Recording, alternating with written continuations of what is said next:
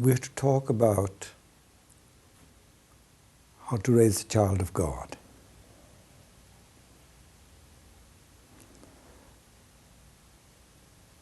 It's a very holy subject. A child of God. How are we to raise the child of God? Invariably, it would start with some changes in the parent, isn't it? The would-be parent, who would dare assume that responsibility.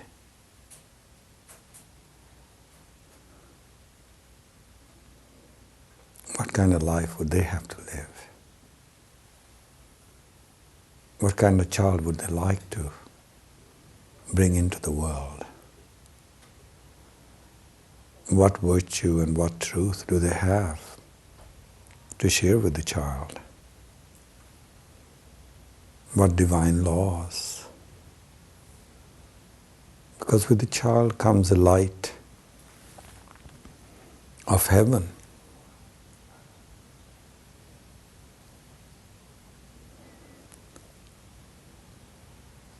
And somehow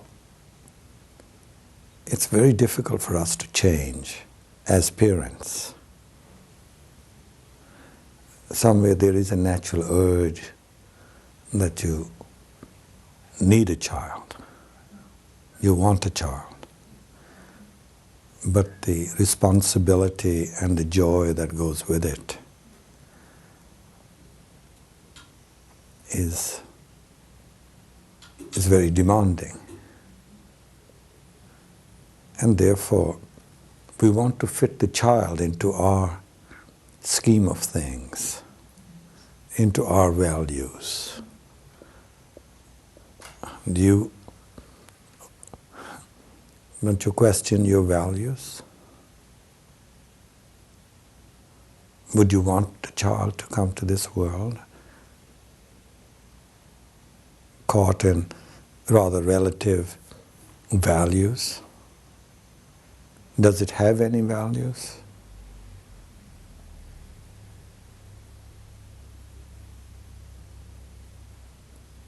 Does it live by virtue? Live by ethics? You'd like to bring a child. If the child is to live by ethics and a righteous life, society would put him in jail.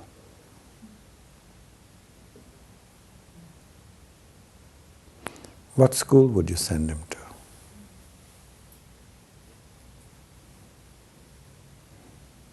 What kind of atmosphere would you provide for that child?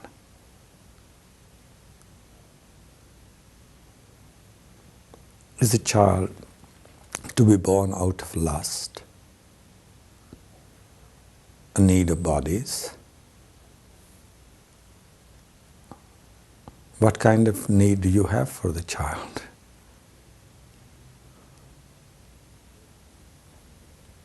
Because once the child is born, then the wife becomes a mother. Is she ready to make that change?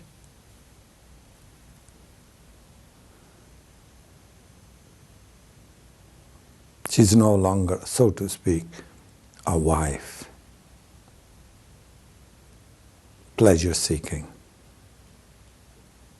career-seekings, quarrelsome, competitive. She has to have a peace, a change of blood. For the child would be sustained by her milk. And in her womb, what kind of vibration she carries? Is she insecure, frightened, opinionated? What's the quality of her blood?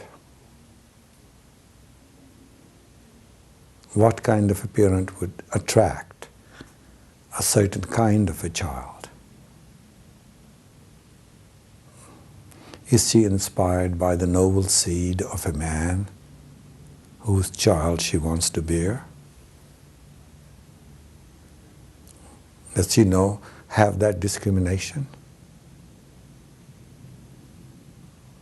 Is man responsible for his seed, the quality of it? After all, it's a seed. You can't plant a lemon tree and expect it to be a peach.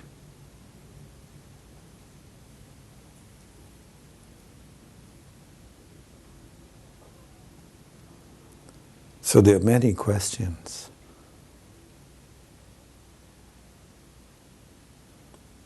Many questions. Are there certain natural processes that take place by which a child is born that we know?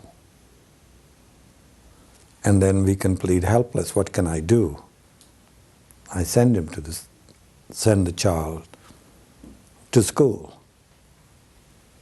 Will you stop and think that the space the child needs, the innocence the child needs, is totally invaded when you at such a young age send the child to school? His freedom, his space is taken away. Conformity begins.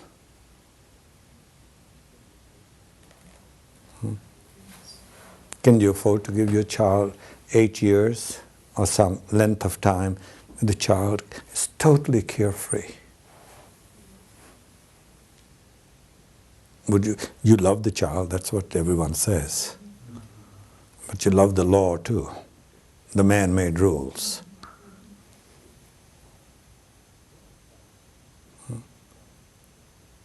So you start intruding upon his space and condition the child.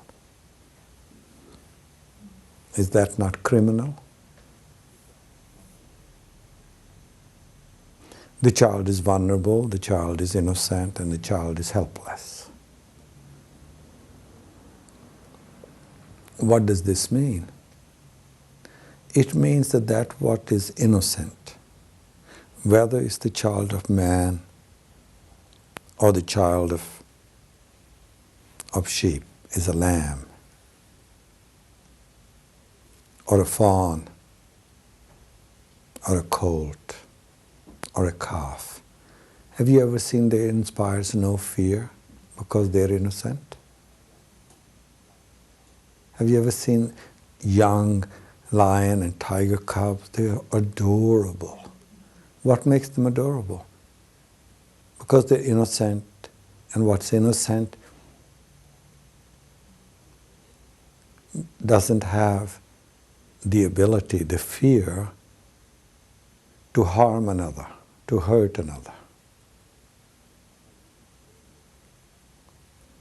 So, are you going to learn this from the child?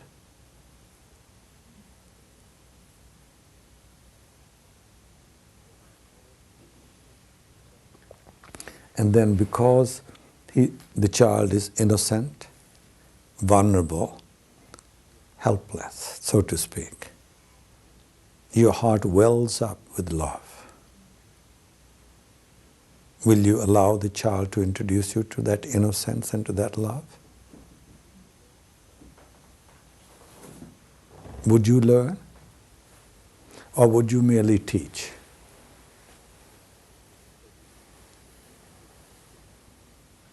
So we undertake to teach, isn't it? And what is it we teach for the most part? Something that the child does not know. We teach that what is of the earth energies, fear, survival, insecurity, suspicion. We indoctrinate the child with that. Could you call that love?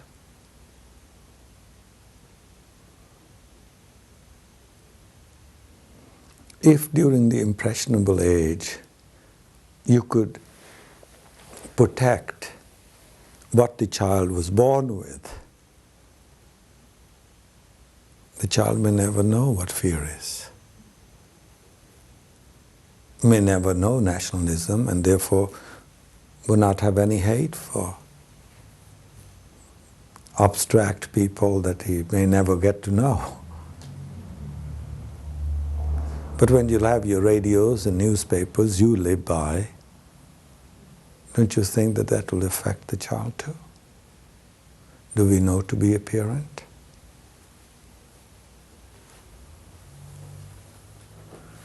It's a very auspicious and sacred subject that we can't just bring it down.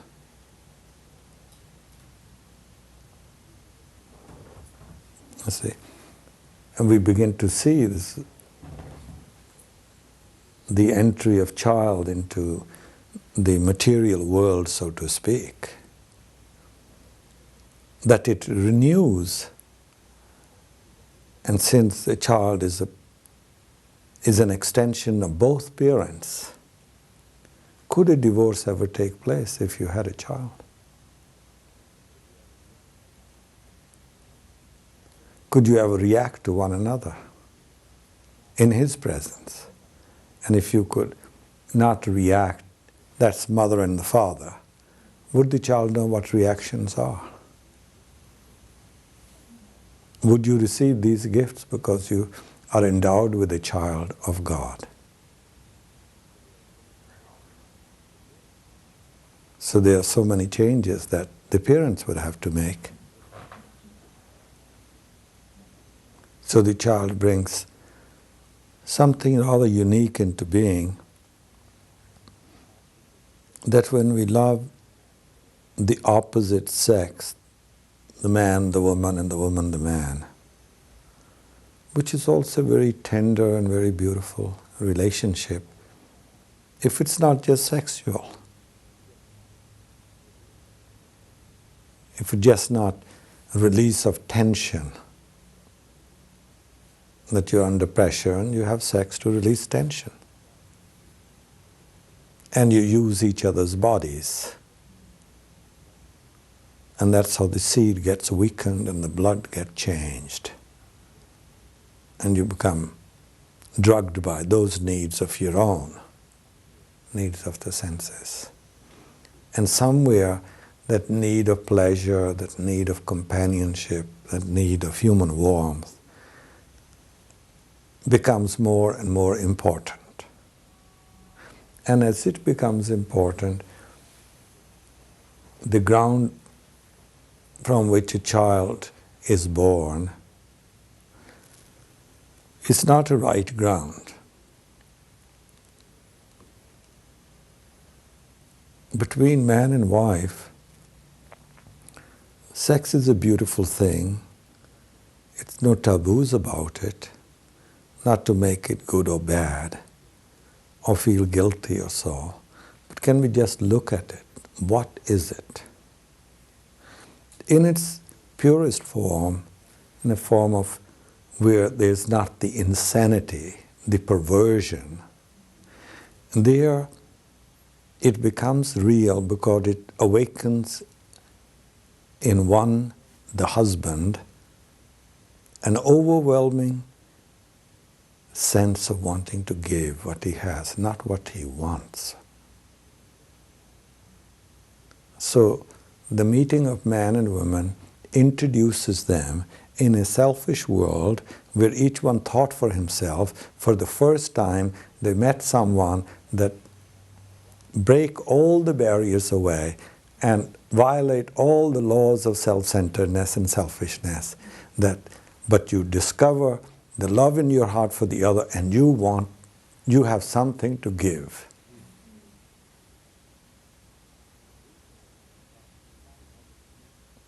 And we know it by my having a need, and I use you, and you use me. This reversal has to take place for the right atmosphere for the child. That you want to give. And whether you're a female or a male, it's your some other total action, yearning. It's physical and it's non-physical. It has a consistency at all levels. Is in the givingness. And we have lost the givingness.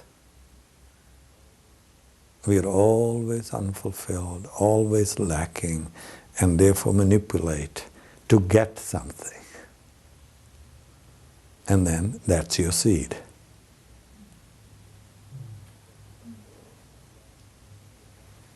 That's the vibration your blood, your body carries. You wanting, she wanting. Don't you see? And therefore it's limited to body. And how do you think your child is going to be divine?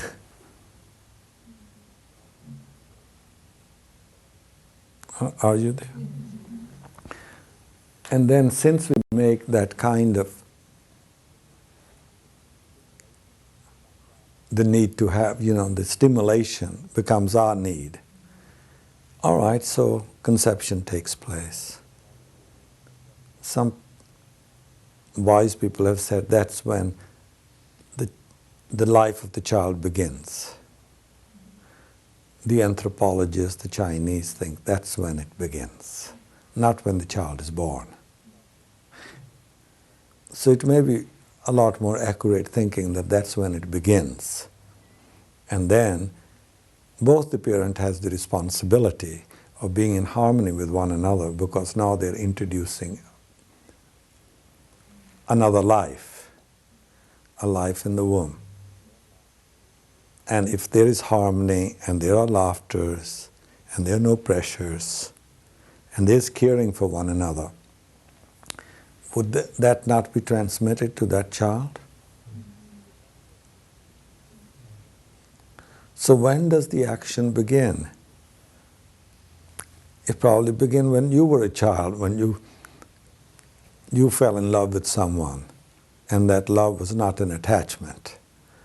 Love knows only to give. Only to give. And we will see this as we proceed a little further. So you prepare the space for the child. The birds do too, they build their nest. There's a preparation. And you could start preparing by bringing certain lofty thoughts and purities, closer relationship with nature, or other things that are of the spirit, something that gladdens you, the joy of the conception, and both sharing in that. You wouldn't listen to vulgar music or read newspapers. Could you drop them? Could you give up? So we know to add, but not to give up.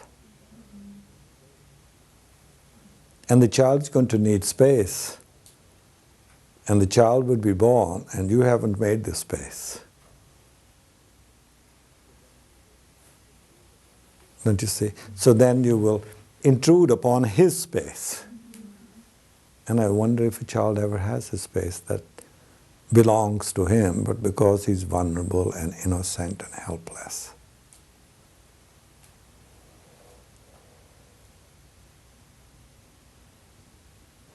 Can you imagine the child constantly surrounded with noises, and never been part of real stillness? Nature can come to a stillness that is so alive that would awaken you to a reality, to potentials within you that you never knew before. But we shy away from that stillness, that silence. Who is going to give the child the gift of silence?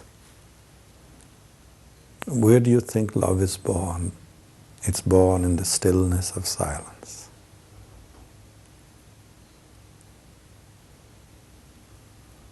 The child comes fresh like a dawn, clean and innocent. And then it does a wonderful thing. No sooner the child is born, it introduces the mother for the first time to real love, how to give. Doesn't it? So, if you missed out the first time, you were too young and too excited, too youthful, so you married someone. Now you had another opportunity to know what love is directly. And so you would learn to give it. Would you seek babysitters? Would you put the child in a crib?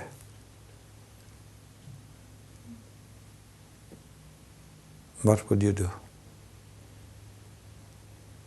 Find another room for him? So the child is afraid in the dark and so forth. And you continue your wife-husband's life.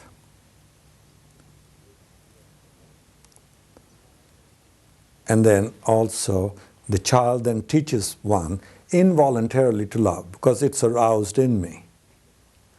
We see that in the animal kingdom, where the mothers, give their life for the young ones, they have no sense at all about separation.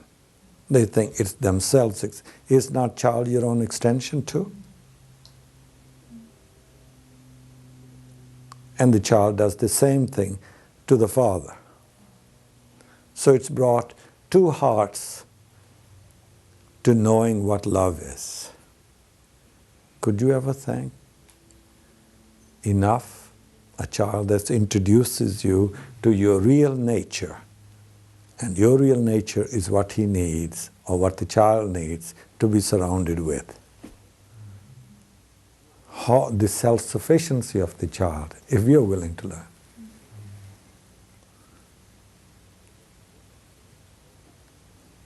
So when we are not willing to learn, then we won't give the space. Isn't it? Then if I don't have the space, the child doesn't have the space. And he'll grow up as a citizen, saluting flags, knowing man's history, big deal. Fragmented nations, this is our geography, so forth. All things of division. Is anything divided in life? Does not one life contain us all?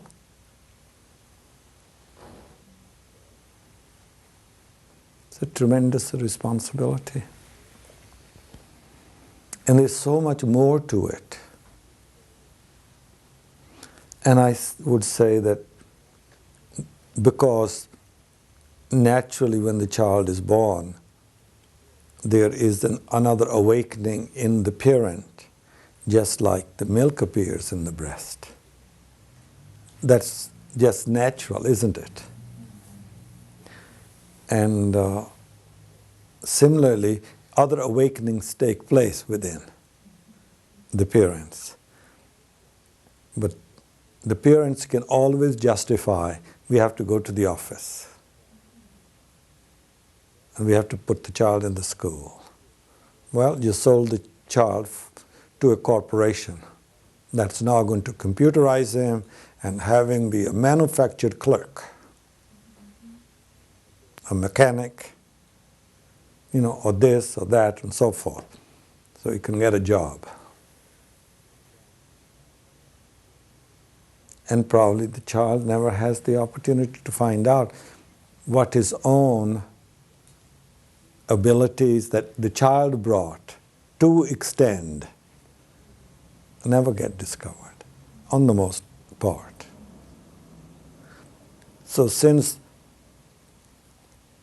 the child is part of eternal life, child can teach us that what is not time-bound. But we're going to teach the child all things of time, and we are not going to learn from the innocent child that doesn't know about the things of time.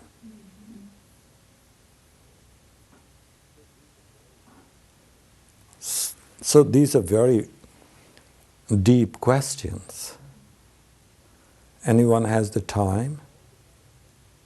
See, we would blame it all the time on circumstances, and therefore what is virtuous and right and ethical seem impractical. Give me experience. Let me read a book how to raise the child of God. Or what the doctor says, the nurse says, and then ship him over. It's like out of General Motors. He's rolling. What kind of food? You'll be very particular about what kind of education. The responsibility and the joy of parents is not to educate the child, but to awaken the child to his eternal self. And by so doing, so will you be awakened. And you say, well, society doesn't allow that. I said, that is what you say, and therefore you live under the authority of what you say. And limitation is something you imposed upon yourself. You never did try to find out if you are limited. Anyone who's ever amounted to anything was the person who was not subject to society. And why is it that you're preparing a child to fit into society? So I would say, in simple, practical sense, the parent must ask, do I want my child to fit into society, or is my child one that I'm going to keep protected from its violence, from its hysteria, insanity? Mr. Krishnamurti had said that there are very few people in the world today who are aware of the insanity the present world is caught in. Also, Mr. Krishnamurti wrote a book on education and the significance of life. Is that how it's worked? Yes. One should read. Here's the man of eternal voice. He thinks with the thoughts of God. They're inseparable. Learn from Mary how to raise a child of God.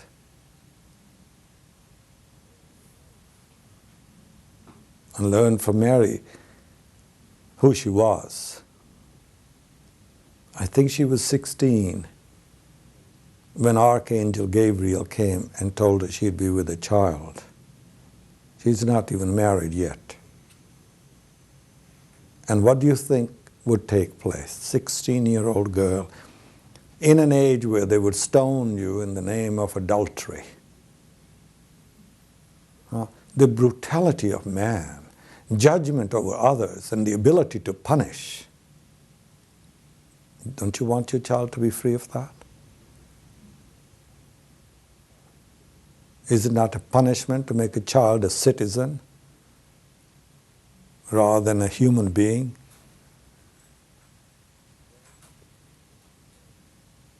Well, when we have to understand something even prior to that, which is that the first response of the human brain is fear. Always. Anything strange happens, it gets frightened. Isn't it? It's fear. But here was Mary, whose first response to Archangel Gabriel was not fear. She was not afraid. What would people think? I have an illegitimate child. I would be stoned. Can you imagine that there was no fear in Mary at all? She said, be unto me according to thy word. Would you be surprised by that? Would you even know that that's what she said? Would you know the full significance of it? Have you ever met a human being that's never been touched by fear? Are you going to bring up a child without the fear of any consequences because the child is of God? How many changes we'd have to make? And if you say you're helpless, you'll produce an exhausted, helpless new generation, more advanced in violence and horror stories, more fanatic, more distorted. What are we doing to the children today? They're saluting flag when they're 4 years of age. Abstract arithmetic is pushed into them on a blackboard when they rather learn about butterflies. They've never seen pet. You give them a teddy bear, Mickey Mouse, Donald Duck. What are we doing? They haven't even seen a squirrel or a fawn, the running stream. A child that's never walked bare feet on wet grass has not yet heard the laughters of his feet. A child is as soft as dawn, and his spirit is as invisible. Something so gentle and so tender in the midst of our screams and noises and knowings and bondages. So then Mary raised the child of God. What must he have done?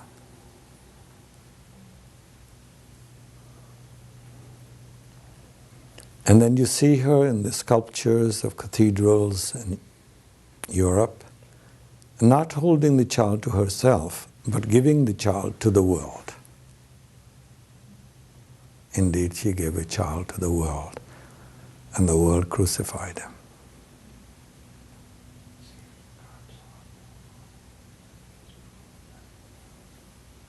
But he lives on, for he was never of time, and is not of time. And for ages to come, he's alive. And her example is alive. I don't think Mary ever read a book. Or there's no need. I don't think you can teach love anything. It knows. Because that's what all life is about, is the extension of love.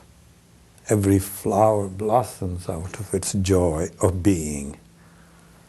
Every fruit, every bird sings and flies in joy of its being. Every blade of grass is a song of its own perfection. A tiny flower is as magnificent as the mountain in its glory of perfection. And what could be lovelier than a child? To see a child grow. Could you and I grow also? Could you and I never have answers to give the child? That every answer you did give would be something of eternal value, not of earthborn, something noble. Yes. Any questions? I really appreciate what you're sharing about children, because I don't think I've ever heard it anywhere approached in this way that's so true.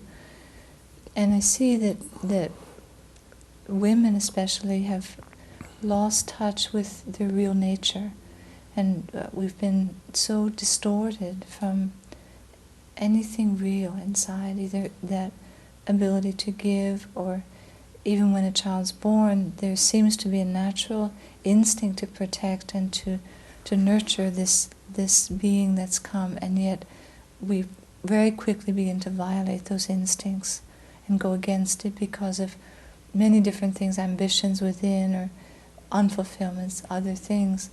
Is it possible to regain that purity of of what a woman is when, it just seems that we've harmed something so basic. Mm-hmm. Entry of new life, we contaminate. Mm-hmm. So it's a violation. Mm-hmm. You see, the thing is that we adults are so convinced of our littleness, so convinced of our lack of resources, so convinced the circumstances doesn't allow it. What can I do? Isn't that so? I mean, deep down, we will plead helpless. They say, I want to do this for my child, but I can't do it. Isn't it? This is the whole thing.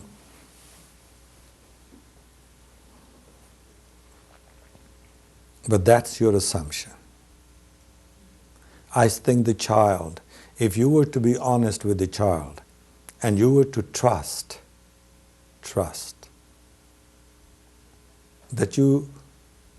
that life in the child is part of all life,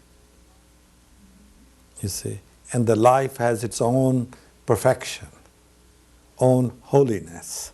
If you could trust in that, then it's the child that's giving you the strength. If you love the child, you'll never be subject to circumstances. Never. Because the child brings with him the potential that man has not yet discovered. There's a very beautiful story in the Sanskrit. It's a play written by Kalidas, probably the greatest writer the world has ever known in Sanskrit. Kalidas. And Goethe, the great German author, philosopher, poet, can you imagine? Goethe said that it was the best book he had ever read. This play, it's called Shakuntala. Shakuntala is a young girl, wife of a sage, lived in the atmosphere of saintly people, far, far beyond the BC. And then she gives birth to a child, but the father is not there and she's alone. Single-handed, she brought the child up, like Mary. And you'll never forget her child. He knew no limitation. Nobody taught him limitation. She loved the child. She refused to accept stillness, limitation as a fact. She faced the challenge. There was that willingness because, see, love gives strength. Love is not helpless. We underestimate love. We overvalue experience. So quickly we become helpless and you have betrayed yourself and that's what you're going to give the child. What if you say, I will not compromise? Then you will know the strength. And life would preserve life.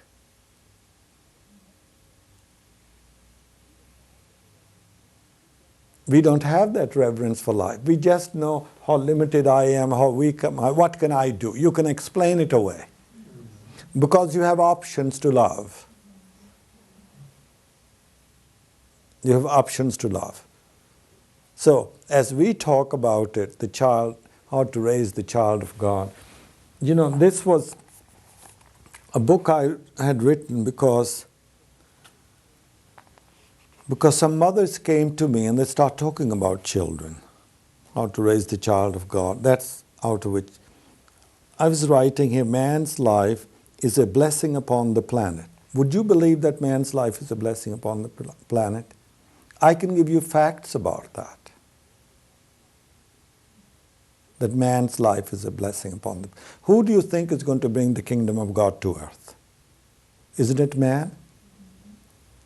There might not have been many men, and therefore you're going to say it doesn't exist. What do you think Jesus did? What do you think Muhammad did? What do you think Moses did? What do you think Elijah did? What do you think Socrates did? Guru Nanak, Lord Rama. What do you think they did? Didn't they bring the kingdom of God to earth? What makes you think that your child will not? What makes you prevent him? All right? So, this is not fantasy of the things that we wrote here. Man's life is a blessing upon this planet. And your reverence for everything that lives is the peace you give the child. Do you have reverence for life? Would you waste?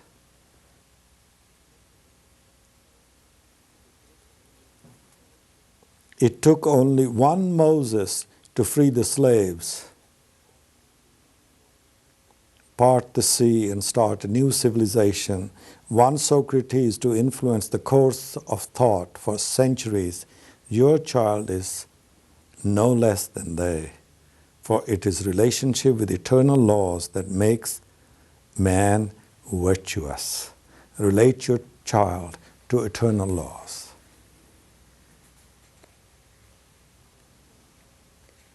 So even before the conception, or from conception onward, prepare for the child.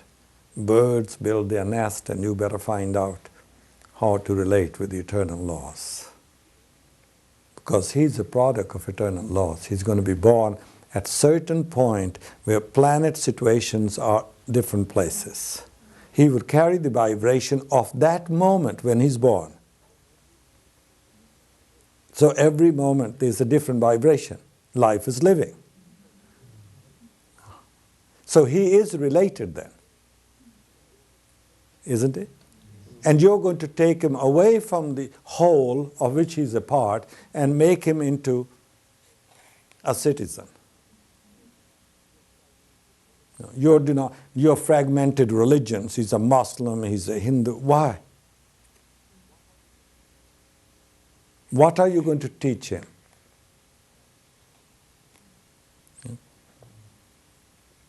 Bondages. So are there any other questions?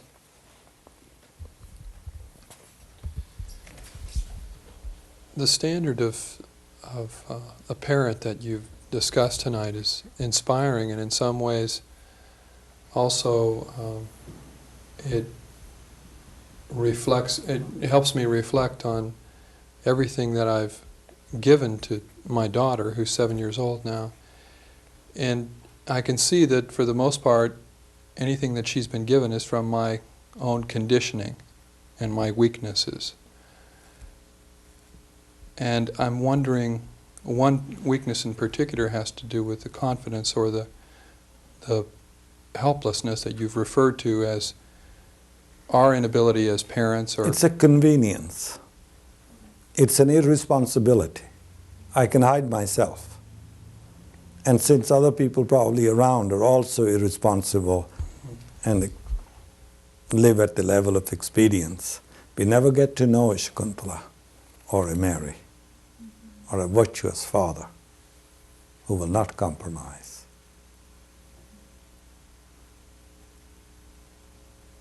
What would be a beginning point then now, in terms of my daughter's, already I can see she has assumed some of those qualities in her, the way she relates to life, in a very inadequate and self-condemning way. What steps I could would I say take? that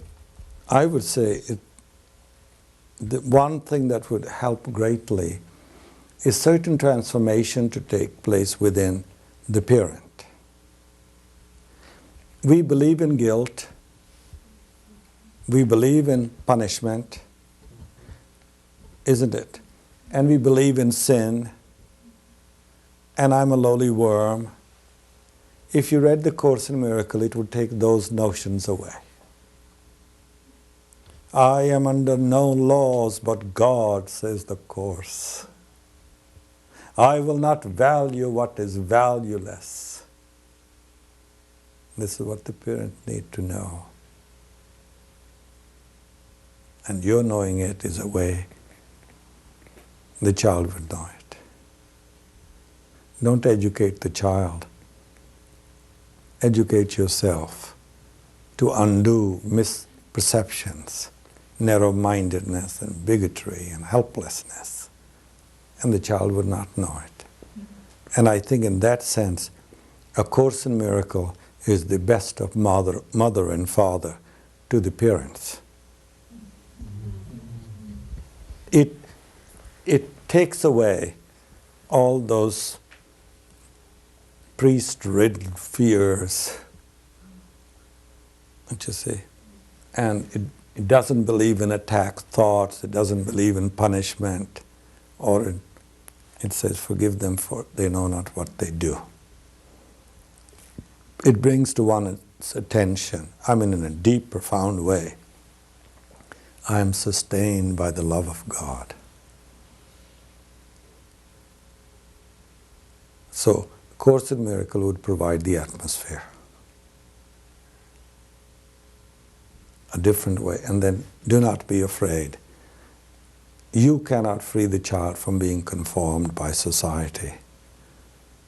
If you are conformed, and I say the child has come as a blessing, if you would refuse to be conformed and you even lose your job, you are a king. Oh, what's a job? What a slavery. You'll never find something better. I think that's the lowest denomination for man, to find a job. And the thought, a human thought, is the lowest form of intelligence. Introduce some silence into your life. Stillness, quiet. You know how important it is to hold the child next to your bosom. It provides security. Why would the mother's breast be right over the chest, over the heart? Because that's the heartbeat is the one thing the child has heard. And right there is again recognizes safety, warmth, and you give it the milk bottle.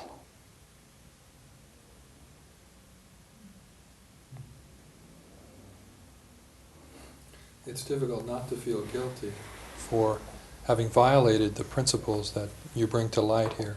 Because you can see. I tell you, we only feel guilty if we're not going to change.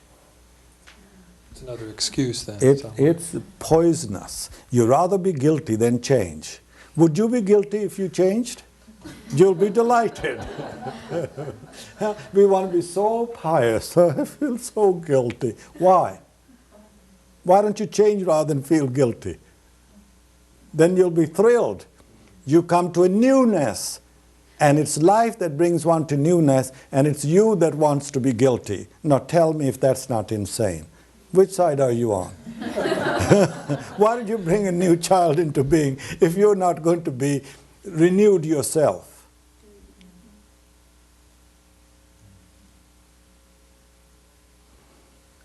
Anyone else would like to go into any other question? Mr. Singh, in your book you talk about teaching through definition and through approaching a fact with the child as you teach him and introduce him to concepts in the world, and even how detrimental education is. Well, never mind education, the further away you stay. And if you go to jail, go to jail. Why are you so afraid? You would be free. It's like Thoreau. I mean, you think the freedom is for you to be slaving under some fear, compromising constantly, and being nobody? Don't you stand up for something? Maybe there'll be other parents. So what was the question you were saying? How do you even approach the traditional educational system with the child? Do you challenge it? Look, the wise have said, because they live, wisdom is only wisdom when it's in application in your life. Anyone has any wisdom?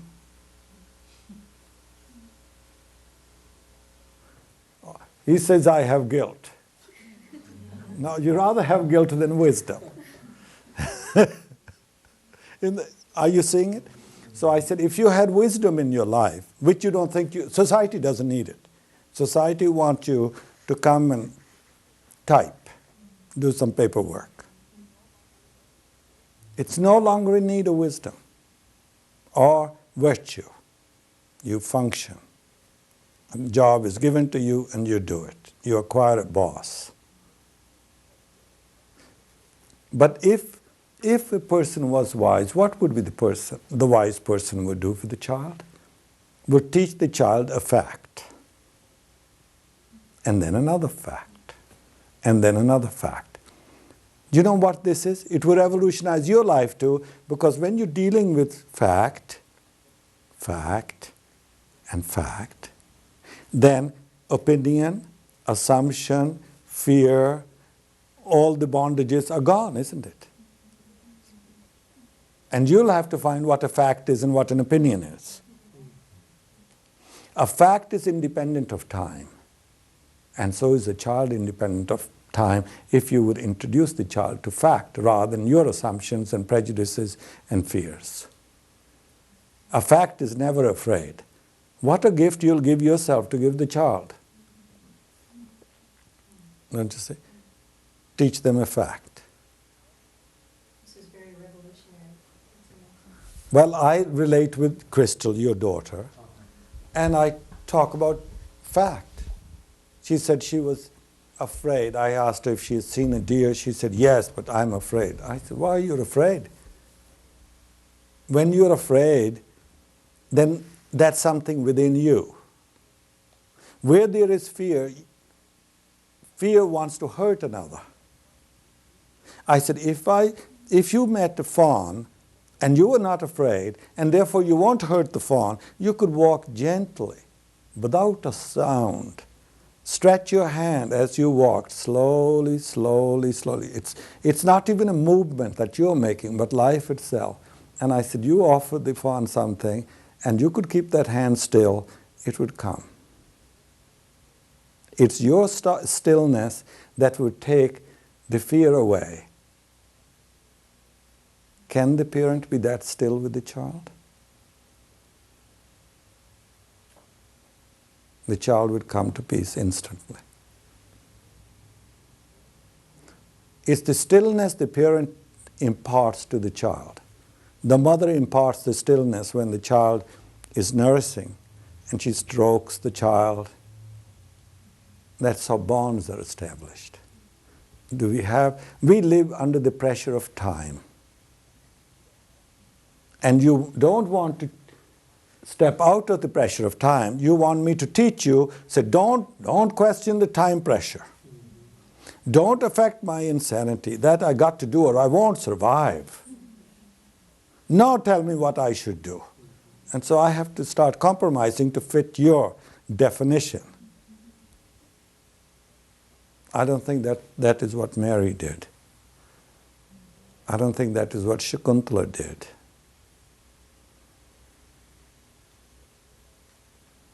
So, the minute the child is born, the house becomes totally is run because it belongs not to the child. You're just tenants to keep it clean. And those gaudy things that he may reach and break, they shouldn't be there anyway. Live a simple life. Sell them. Make space for the child. Let them play around. But you love little trinkets. So we are eternal childs ourselves. All we know is this, I own this, possessions. If you want to give the child freedom, take your things away. Give him the space and the freedom. Let him crawl around. All right? There's something else I wanted to ask. In regards to something you're, in a way, talking about now, there seems to be a lot of correction from the parent to the child that is given. And it seems almost as if it becomes a badgering at times between parent and child to try to get the child to conform to a certain behavior. Maybe they're stepping on the furniture or doing whatever. Somehow that has become more important. Yeah, furniture is more important. You can take that with you. But what about the behavior? If it's If you something- love the child, do you need to know all those things? It will come naturally. Do you think love doesn't have any wisdom? It doesn't have insights? What do you take love for? That it's some dumb state? You think being attached to the child, you like your child better than another child, you think that's love? Once you love your child, you love every child, because love cannot be divided. But it's natural to love your child. Then grow from that to love all children. It expands. The child has come to awaken you to the oneness of life.